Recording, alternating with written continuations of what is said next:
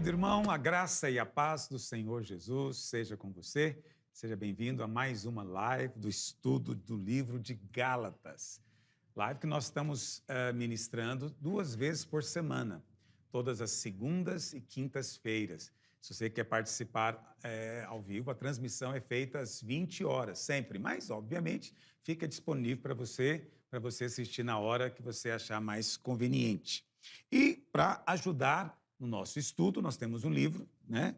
Libertos da Lei, Cativos pela Graça.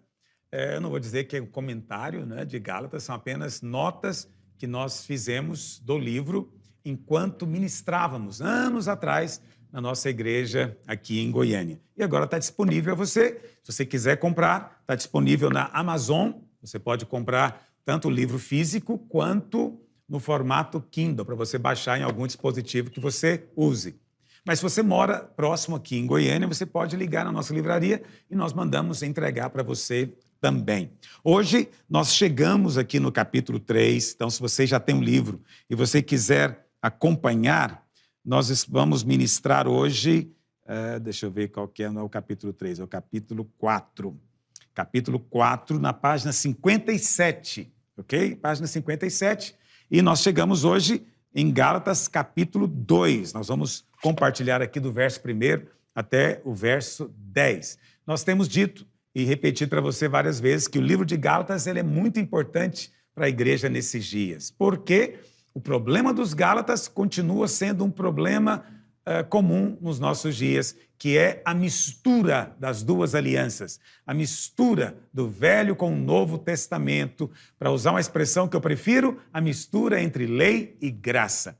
E essa mistura é a doença dos Gálatas. Isso produz todo tipo de problema. Por quê? Porque não existe crença neutra, não existe teologia neutra. Aquilo que você acredita vai, em algum momento, definir o seu comportamento. Por isso, a maneira de Deus nos mudar é mudando as nossas crenças. Por isso, nós precisamos de mudar a nossa mente, ok? A palavra arrependimento, no original, significa mudança de mente, metanoia. Quando nós mudamos a crença, o nosso comportamento segue. Então, o ponto focal não é o comportamento, o ponto focal é a crença. Muitas pessoas encaram as crenças como coisas inofensivas. Então, eles dizem, não precisamos discutir aquilo que nós cremos, mas é exatamente o contrário. Por isso é tão importante ter uma doutrina, uma fé correta, saudável, alinhada com o ensino apostólico. E por isso nós estamos compartilhando com você essa série de mensagens nesses dias. É uma forma de abençoá-lo, nutri-lo e, acredite em mim, de gerar transformação na sua vida. À medida em que você ouve, você crê, né? Isso muda, talvez, crenças antigas que havia. Você começa a perceber algo novo acontecendo na sua vida. Muito bem. Nós vimos no capítulo 1 que a intenção de Paulo era mostrar que o seu evangelho vinha de Deus e não dos homens. Agora, aqui na primeira parte do capítulo 2, do verso 1 até o 10, que a gente vai ler agora mesmo, Paulo quer mostrar que o evangelho que ele prega é exatamente o mesmo que os outros apóstolos pregavam. Entendeu a ideia? No capítulo 1, ele quer provar que o seu evangelho vem de Deus, que ele recebeu de Deus diretamente, não de homem nenhum. Mas aqui no capítulo 2, ele quer provar que esse evangelho que ele recebeu de Deus não tem contradição, não tem diferença. É o mesmo evangelho, é exatamente o mesmo evangelho pregado pelos demais apóstolos. Por que Paulo fala isso? Porque aqueles judaizantes, né, aquele pessoal legalista, estava tentando minar a autoridade de Paulo, dizendo que ele era um apóstolo inferior. Por quê? Porque ele não era um dos 12.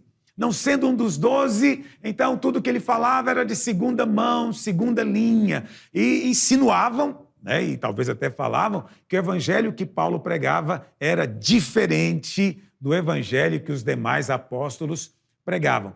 Por causa disso, eles afirmavam que não era correto seguir a Paulo e seguir o seu ensino. Esse era o argumento deles. E estava convencendo os Gálatas, não é? Que coisa terrível. Então, como é que Paulo agora poderia demonstrar para os Gálatas que o seu evangelho era o mesmo pregado por Pedro e pelos outros apóstolos lá em Jerusalém. Paulo, então, vai contar a respeito dessa viagem que ele fez a Jerusalém. Agora, essa viagem é diferente. Naquela primeira, do capítulo 1, ele foi apenas para avistar-se com Pedro. Ele foi apenas para conhecer, para ter comunhão. Mas essa aqui não. Essa é diferente. Ele agora vai expor para os apóstolos o evangelho que ele pregava. E no final dessa visita, dessa viagem, os outros apóstolos, então, endossaram, confirmaram a mensagem de Paulo. E Paulo diz, não acrescentaram nada a ela. Ok? Então, essa descrição dessa viagem, ela é muito importante, ok? E ele conta alguns tópicos assim muito pertinentes. Ele fala do discípulo que ele tinha, chamado Tito, que não era judeu, e ele não foi obrigado a circuncidar-se para chegar aos irmãos lá em Jerusalém. Ele mostra que o seu evangelho não foi modificado em nada. Não teve nenhuma consideraçãozinha que os apóstolos fizeram. Ela não fala muito sobre isso, não enfatiza esse ponto, porque vocês já viram, tem gente que está o tempo inteiro querendo falar isso para a gente. Você está... cuidado quando você fala isso. Olha, é muito perigoso quando você diz aquilo com relação ao evangelho. Nenhum dos apóstolos falaram isso para Paulo. Isso mostra que não existia nenhum conflito. Isso era apenas...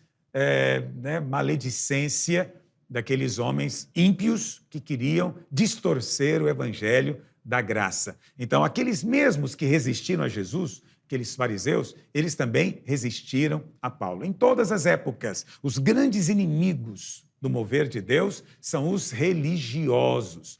Ok? Os religiosos. Então, aqueles cristãos judaizantes, eles eram fariseus. E toda a banda que Paulo ia, eles já estavam lá esperando Paulo para persegui-lo.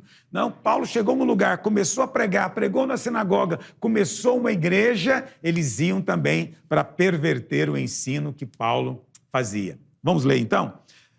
Vamos ler primeiro vamos ler do verso 1 até o 5. Diz assim, Gálatas, capítulo 2, do verso 1. 14 anos depois, subi outra vez a Jerusalém com Barnabé, levando também a Tito. Então lembra, outra vez por quê? Porque lá no verso 18 do capítulo 1, ele tinha dito que foi a Jerusalém avistar-se com Pedro, né? Foi lá ter uma comunhão. Agora não. Agora Paulo aqui está mostrando que essa viagem é resultado de uma obediência a uma revelação divina. Deus mandou ele ir a Jerusalém. Uau, isso é um negócio poderoso. Olha o que diz o verso 2. Subi a Jerusalém em obediência.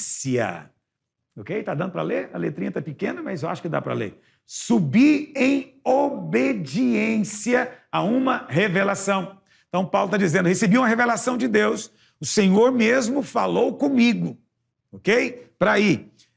E lhes expus o evangelho que prego entre os gentios. Não foi o contrário. Ele não foi lá para ouvir o evangelho que os demais pregavam. Ele foi em obediência a uma revelação para expor o evangelho que ele pregava entre os gentios. Mas, em particular, aos que pareciam de maior influência, para, de algum modo, não correr ou ter corrido em vão. Contudo, nem mesmo Tito, que estava comigo, sendo grego, foi constrangido a circuncidar-se. Ou seja, os apóstolos não ensinavam que um crente precisa circuncidar-se. Um crente gentio tem que virar judeu. Eles não ensinavam isso. Verso 4. E isto por causa dos falsos irmãos. Falsos irmãos, então são enviados do diabo, né? Parece irmão, mas não é irmão.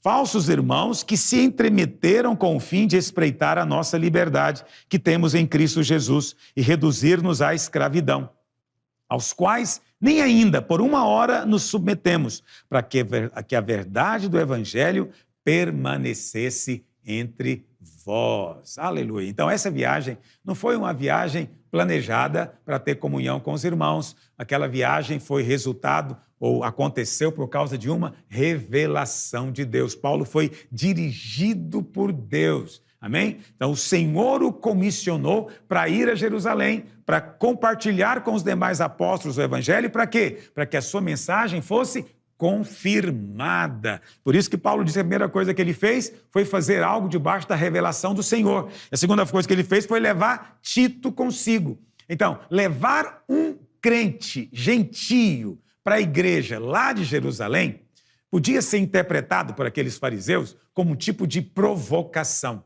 Mas não era isso que Paulo tinha em mente. Ele queria estabelecer, ou queria colocar ali um princípio fundamental. Qual o princípio? O princípio que agora, em Cristo, judeus e gentios são aceitos do mesmo jeito, pela fé. Em Cristo hoje não há mais distinção entre judeu e gentio, mas nós nos tornamos um só povo pela fé. Ok? Então, Paulo sabia que esse pessoal, eles eram falsos irmãos. Esses legalistas, na verdade, eles eram um fermento maligno. Por quê? Porque eles ensinavam que para um crente ser salvo, não bastava crer em Jesus. Todas as vezes, se eu ouvir alguém dizendo que não basta, que Cristo não é suficiente, esse cara é enviado do diabo. Ok? Cristo é suficiente. A obra de Cristo é suficiente. Mas eles diziam, não, precisa de crer em Jesus, mas também precisa de ser circuncidado. Está lá em Atos 15, verso 1, diz assim: alguns indivíduos que desceram da Judéia ensinavam aos irmãos, olha o ensino deles, se não vos circuncidardes segundo o costume de Moisés, não podeis ser salvos. Que coisa, hein? Isso significa que Cristo não era suficiente. Eles estavam simplesmente acabando com a obra de Cristo, dizendo que ela era impotente, né? Que a circuncisão é que contava. Mas você veja bem, não é a circuncisão em si o problema. O problema são as obras humanas sendo usadas para se justificar diante de Deus, seja ela qual for. Ok? A circuncisão foi uma, mas hoje em dia podem ter outras. Não acrescente nada. Introduzir, colocar as obras da lei na vida cristã é fazer com que a nossa aceitação diante de Deus seja baseada na nossa obra, no nosso bom comportamento. Muitos crentes vivem assim até hoje. Esse é o motivo que tantos crentes vivem tão mal, o tempo inteiro pensando que estão mal com Deus. Por quê? Eles acreditam que foram salvos pela obra de Cristo, pelo sangue, mas agora eles são aceitos com base no bom comportamento, com base na boa obra, ok? Isso é legalismo, é o mesmo ensino daquela época. Está dizendo que Cristo não é tudo, não é suficiente, precisa de algo mais. Amém? Em Cristo nós somos livres. Você é livre de todo tipo de ritual, de regulamento da lei. Sim, porque tem muita gente que ensina, pastor, o que os gálatas aqui estavam fazendo era voltar para os rituais da lei. Isso de fato passou. Não, toda a lei passou. Ok? Toda a lei. Todos os rituais, todos os dias sagrados, dias santos, né? Todo tipo de oblação, todo tipo de incenso, tudo. Inclusive os mandamentos. Aí você fala, mas peraí, pastor, os mandamentos de Moisés, então nós não precisamos mais cumprir, é por isso que essa mensagem é tão perigosa, porque leva o crente a viver de qualquer jeito. Preste atenção, amigo, lei não muda a vida de ninguém. Essa é a ideia dos crentes hoje que ficam aí militando em partido político. Eles acreditam que se votar uma lei no Congresso proibindo o homem, né, de se casar com homem, nunca vai ter um casamento homossexual. Isso é tolice. Leis não mudam ninguém. Se lei mudasse alguém, não precisava Jesus ter vindo. Moisés já tinha resolvido o problema. Então, lei não muda. Lei não tem esse poder de mudar, mas existe agora uma nova lei que Paulo chama de a lei do Espírito da vida. O Espírito Santo é a lei da nova aliança, ok? Eu não mato porque Moisés falou para eu não matar. Eu não mato porque tem um Espírito que habita em mim que não me permite, entendeu? Ele diz para mim o que eu devo fazer.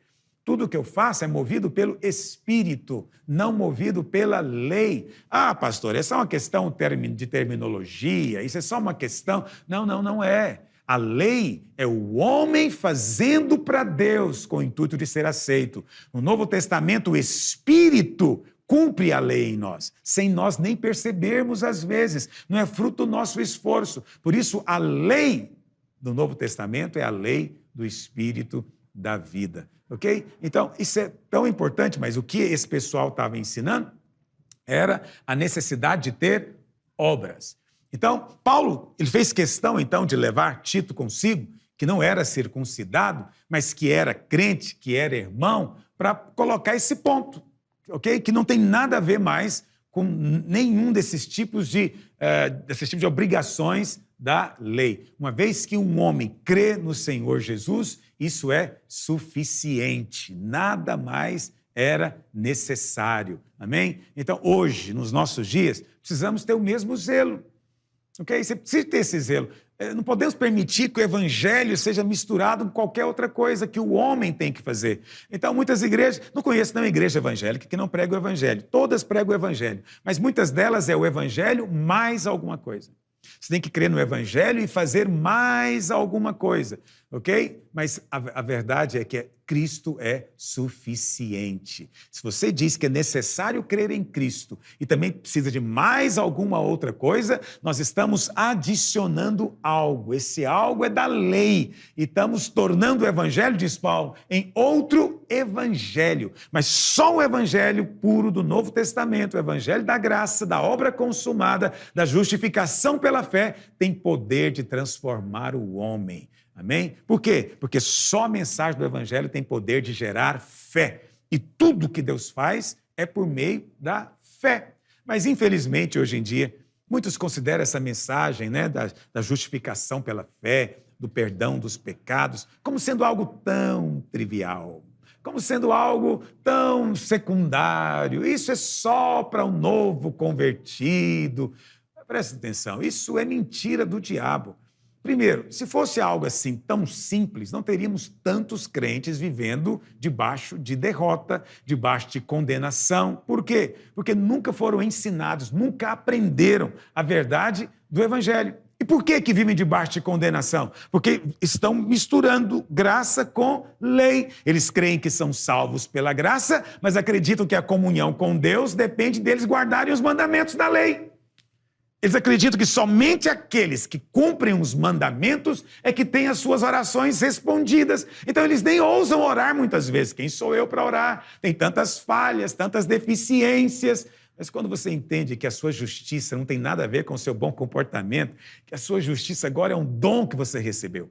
É um dom. Deus pegou a justiça de Cristo e colocou em você. Você ganha fé não só para orar, para ter comunhão com Deus, para experimentar as insondáveis riquezas de Cristo. Só essa mensagem é que gera fé. A Bíblia fala, só um exemplo para você, tem uma certa ocasião, Paulo estava pregando o evangelho e tinha um paralítico ouvindo Paulo. E a Bíblia fala que de repente, Paulo olhou para ele e viu que ele tinha fé para ser curado. Ok? Quando foi que ele ganhou fé para ser curado? Vamos ler isso na Bíblia? Atos, capítulo 14, verso 8. Vamos ler? Atos, capítulo 14, verso 8. Diz assim, em Listra costumava estar assentado certo homem aleijado, paralítico, desde o seu nascimento, o qual jamais pudera andar. Esse homem ouviu Paulo falar. O que você acha que Paulo estava falando? Ele ouviu Paulo falar. E Paulo, então, fixando nele os olhos, percebeu que ele tinha fé para ser curado. Esse homem ouviu Paulo falando. Guarda bem isso. Ele ouviu. Ele não praticou nenhum mandamento, nenhuma obra, ele só ouviu. E Paulo disse para ele em alta voz, apruma-te direito sobre os teus pés. Ele saltou e andava. Muito bem. O que é que Paulo estava pregando? Isso é uma coisa importante, porque se Paulo estava pregando que ele tinha que ser circuncidado para poder receber algo de Deus, então tem algo errado ali. Porque foi enquanto ele ouvia a mensagem que ele ganhou fé. Ganhou fé para receber a cura. Como é que a fé vem? Lá em Romanos 10, 17 diz que a fé vem pela pregação. Ok? A fé vem pela pregação. Crente ouve pregação. Se você é um crente cheio do Espírito, você quer ouvir pregação. Mas muito cuidado qual é a pregação que você ouve.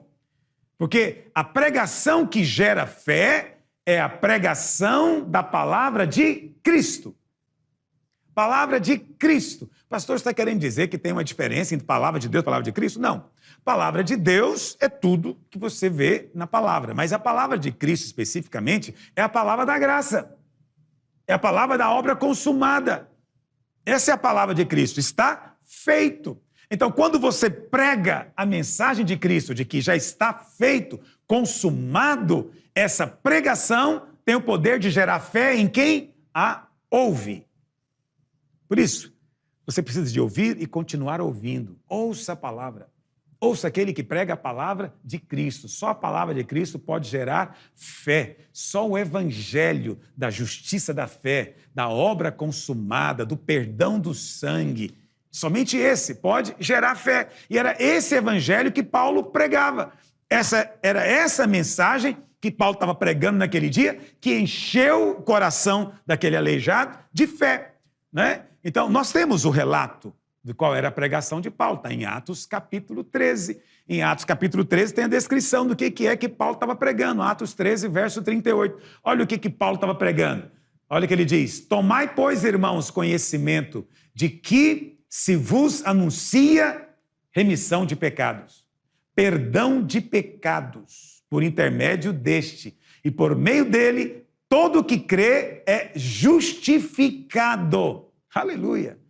Paulo estava pregando perdão dos pecados e justificação. Então, aquele paralítico estava ali no chão e ele, obviamente, ele pensava, eu estou aqui porque eu pequei muito, eu estou debaixo de maldição.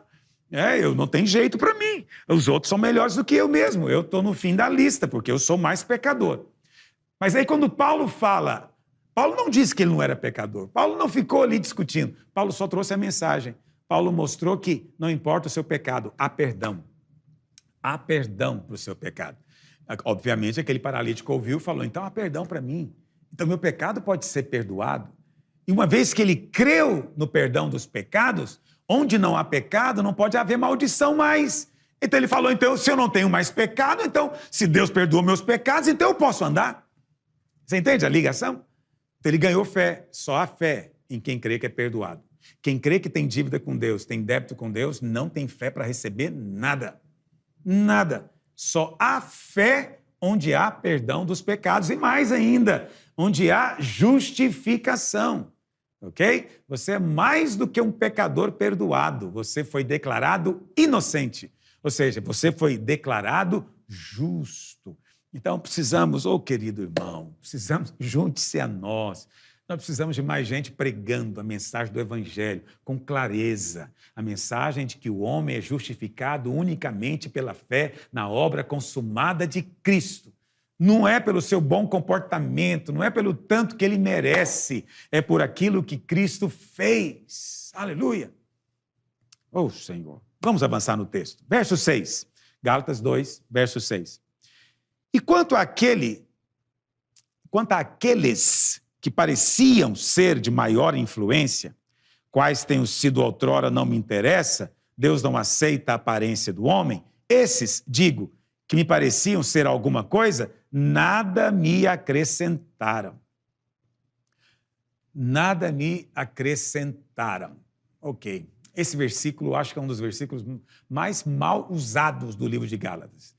E é um versículo que muita gente gosta de usar, por causa de duas afirmações que Paulo faz aqui. Ok? Deixa eu me deter um pouquinho nisso aqui, porque Paulo aqui não está dando uma demonstração de carnalidade, de atitude arrogante. Ok?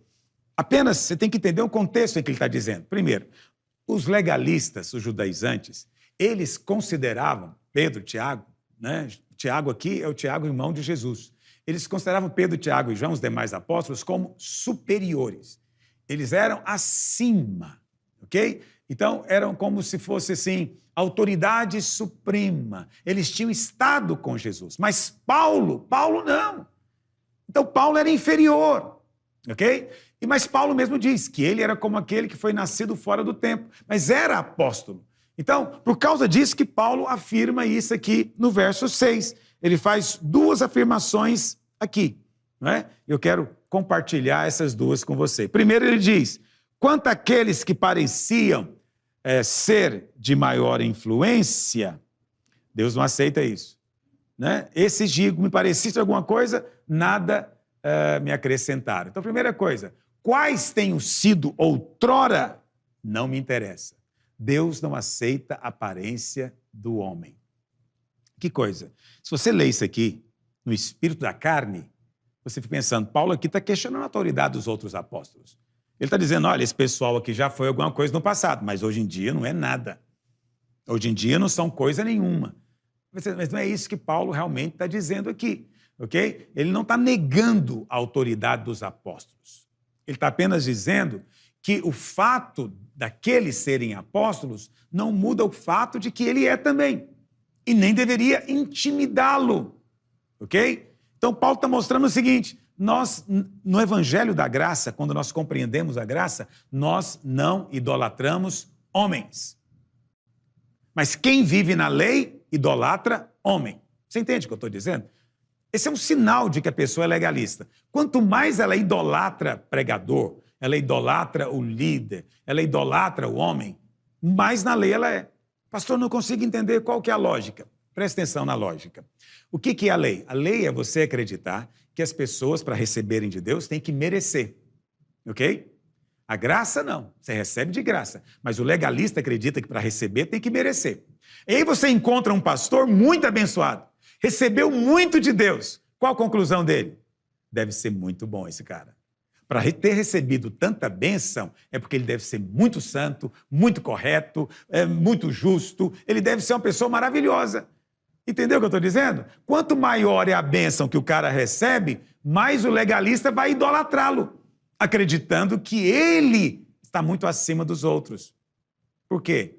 Porque na cabeça deles, a bênção que você recebe é proporcional ao seu próprio merecimento. Mas quando nós compreendemos a graça, nós entendemos que é justamente o contrário. Todo aquele que foi escolhido por Deus era o menos merecedor. Porque Deus escolheu aqueles que são menos merecedores para que Deus receba toda a glória. Entendeu o que eu estou dizendo? Então, aquele que é muito abençoado, ao contrário do que pensa o legalista, é justamente o menor de todos. Então, ele não precisa ser idolatrado. Ele apenas mostra o quanto a graça é maravilhosa. Então, a atitude do legalista é: nunca vou receber essa bênção. Olha lá quem recebe, é só gente muito boa. A atitude de quem entende a graça é: se ele recebeu, eu vou receber também. Entendeu? Se ele recebeu, eu também vou receber. Por quê? Porque ele não merecia. E eu também não mereço. Então, se Deus deu para ele, o critério é o mesmo, vai dar para mim também. Você percebe como o entendimento desses dois conceitos afeta todas as áreas da sua vida? E à medida em que nós vamos estudando, eu vou ilustrando para você. Não posso te falar tudo de uma vez, né? Você tem que ir compreendendo aos poucos. Mas todo o seu estilo de vida, mentalidade, é permeado por esse pensamento. Você vive pelo merecimento ou vive pela graça? É o merecimento da lei ou é o favor imerecido, gracioso de Deus? As ideologias mundanas são todas baseadas no merecimento. Por isso não existe gratidão lá fora. Por quê? Porque tudo que recebem era obrigação dos outros terem feito para eles. Pessoas no mundo não pedem, reivindicam. Então tem muitas reivindicações. Por quê? Porque elas merecem. Elas merecem. Como todos merecem, todos reivindicam. E quando recebem, não agradecem, não há gratidão. Essa é uma das razões porque o mundo é tão infeliz. Onde não há gratidão, também não existe alegria, não existe coisa nenhuma. Mas quem recebeu a graça, ele é sempre agradecido. Sempre. Esse é um sinal de quem anda pela graça. Ele está o tempo inteiro grato, porque é o tempo inteiro tendo mais do que merecia. É o tempo inteiro recebendo mais do que ele imaginava. É o tempo inteiro sendo surpreendido pelo amor de Deus. Aleluia, que coisa preciosa, não é? A outra afirmação que Paulo faz aqui, que é muito mal interpretada nos nossos dias, é essa. Os que pareciam ser alguma coisa, no final do versículo diz: nada me acrescentaram. Nada me acrescentaram. Então isso parece uma coisa tão arrogante, né? Quer dizer, que homem é esse que pode chegar no ponto que ninguém acrescenta nada a ele? O que é isso? Não, esse pessoal é muito fraco, não me acrescentou nada. Eu vim aqui conhecer o pastor Luiz, mas é muito fraco, não falou nada novo, não falou nada que eu não soubesse, não me acrescentou nada. Então, Paulo aqui não está falando que ele não tinha nada para aprender com os demais apóstolos, não. Por favor, mude o conceito. Paulo não era esse tipo de gente arrogante, ele não se achava um sabe-tudo, está me entendendo? O que ele está dizendo aqui é que os apóstolos de Jerusalém não acrescentaram nada ao evangelho que ele pregava. Ele está dizendo, olha, o que eu pregava era tão exatamente igual ao que eles também pregavam, que eu, quando eu expus para ele o conteúdo da mensagem do evangelho que eu prego, eles disseram, é isso, não tem nada para acrescentar, continue pregando. E vê como é totalmente diferente do conceito da mente carnal, que gosta de usar esse versículo aqui para justificar um comportamento horroroso, um comportamento orgulhoso, arrogante, que não era a atitude do apóstolo, tá bom? Nunca mais use o versículo dessa maneira e nem dê crédito a quem faz esse tipo de aplicação, porque está totalmente fora do contexto do que Paulo está dizendo. Ele está dizendo que não havia diferença nenhuma entre o que ele ensinava e o que os demais apóstolos ensinavam, ok? Vamos continuar lendo, verso 7. Antes, pelo contrário, quando viram que o evangelho da circuncisão me fora confiado, como a Pedro o da circuncisão, bom, você entende essa diferença? Então, circuncisão aqui é o que define o judeu. Todo judeu é circuncidado. Então, quando diz que o evangelho da circuncisão foi confiado a Pedro, não significa que Pedro pregava outro evangelho. Significa apenas a audiência de Pedro. Pedro foi enviado para os judeus, ok? Então, não é um evangelho da circuncisão e outro da incircuncisão. Não, não existe outro evangelho. Só há um evangelho. A questão é só a audiência. Pedro foi enviado para os da circuncisão, que são judeus. Paulo foi enviado para os da incircuncisão, que são todos os outros, os gentios. Entendeu a diferença? Verso 8. Pois aquele que operou eficazmente em Pedro para o apostolado da circuncisão, também operou eficazmente em mim para com os gentios. E quando conheceram a graça que me foi dada, a graça que foi dada a Paulo foi a mensagem do evangelho, que ele chama de as insondáveis riquezas de Cristo. Então, quando os apóstolos entenderam, depois que Paulo expôs, conheceram a graça, Tiago, Cefas e João, Tiago, Pedro e João, que eram reputados como colunas, me estenderam a mim e a Barnabé a destra da comunhão, a fim de que nós fôssemos para os gentios e eles para a circuncisão. Ok? Então, quando o texto diz que estendeu a eles a destra da comunhão, significa que estava endossando o evangelho que Paulo pregava. Então, o objetivo da viagem, então, aqui, que Paulo e Barnabé fizeram a Jerusalém, era expor para os demais apóstolos o evangelho que eles estavam pregando. Então, Paulo diz, olha, depois que eu expus o que eu pregava, aconteceram duas coisas. Primeiro, os apóstolos não acrescentaram nada, não modificaram em nada aquilo que eu pregava. Em nada. Ok? Primeira coisa que eles fizeram. Então, isso é muito diferente do que os judaizantes lá, os legalistas, estavam dizendo, que Paulo estava pregando um negócio diferente, que ele tinha tirado algo importantíssimo, que supostamente seria ali a circuncisão. Então, Paulo está dizendo que ele submeteu, no bom sentido, o evangelho que ele pregava à avaliação, à apreciação dos demais apóstolos. Então, o que Paulo está falando para os Gálatas aqui? Olha aqui, queridos irmãos Gálatas, o evangelho que eu peguei para vocês, que vocês aceitaram, não é diferente em nada dos de Jerusalém. Eu não mudei nada, não subtraí nada, não alterei nada. Vocês, Gálatas, é que estão misturando as coisas, que estão abandonando o evangelho. Então, a primeira coisa é isso. Segunda coisa, segundo resultado da viagem, é que os apóstolos estenderam para Paulo e Barnabé a destra da comunhão. O que significa isso? Reconheceram que Paulo era tão apóstolo quanto eles. Isso Paulo, obviamente, já sabia, Então, essa expressão, estender a destra da comunhão, significa o seguinte, nós estamos aqui nessa mesa, essa mesa aqui é a mesa dos apóstolos, mas agora, Paulo e Barnabé, vocês podem sentar também nessa mesa, porque nós reconhecemos vocês como também apóstolos, porque a mesma mensagem que vocês receberam por revelação, nós também recebemos. Então, nós somos todos participantes de uma mesma obra. Isso é estender a destra da comunhão, entendeu? Eles reconheceram que Paulo tinha recebido a incumbência, a responsabilidade, o chamado, a vocação de pregar o mesmo evangelho. Qual que é a única diferença que Paulo diz aqui? É que ele, Paulo, tinha recebido a incumbência de pregar para gentio. Mas Pedro e os demais pregavam para circuncisão, ou seja, pregavam para judeus. Lembra disso? Não são dois evangelhos diferentes, são duas audiências diferentes, tá bom? Pedro foi chamado para os judeus, Paulo foi chamado para os gentios. E por fim, no verso 10, diz assim: recomendando-nos somente que nos lembrássemos dos pobres, o que também me esforcei por fazer. Então, em termos de mensagem, eles disseram, Paulo disse, não me acrescentaram nada.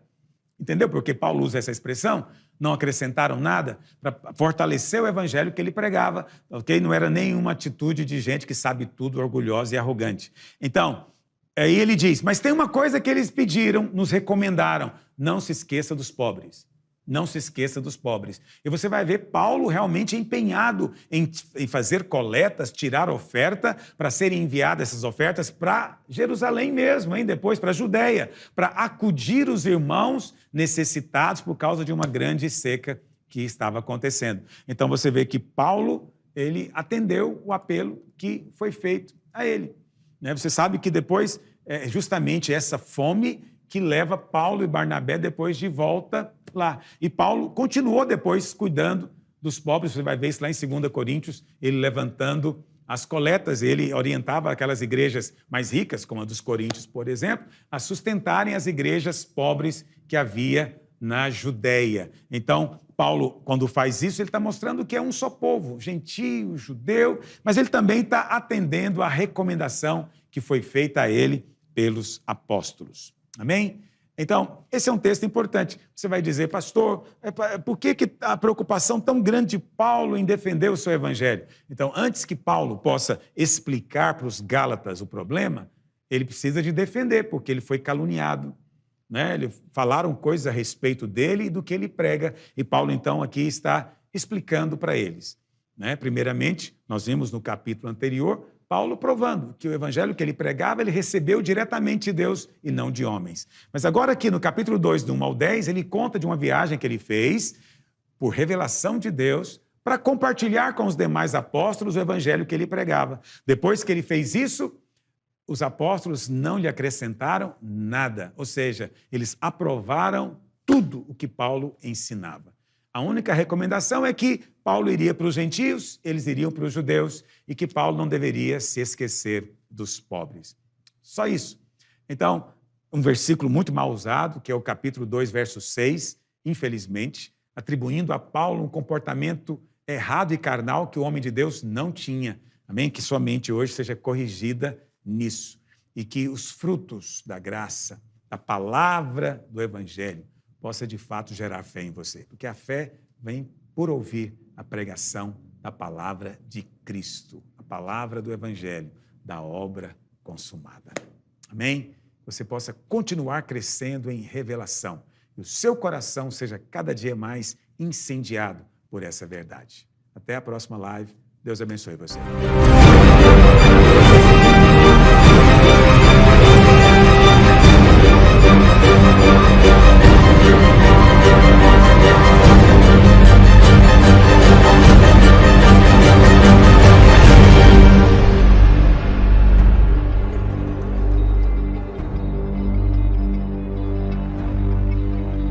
Vídeo para sua família e amigos. Assim, eles também serão abençoados.